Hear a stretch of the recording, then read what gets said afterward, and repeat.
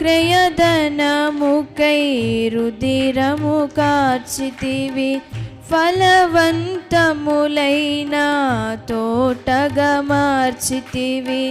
ఫలితము కొరకైన శోధన కలిగినను, ప్రతిఫలముగా నాకు ఘనతను నియమించి, ఆశ్చర్యకరమైన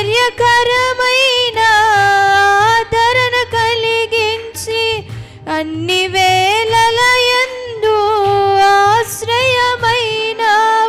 ఎంతగా కీర్తించినా నీ రుణమునే నే తీర్చగలనా? ఇదే కదా నీలో పరవశం, మరువలేని తీయని జ్ఞాపకం.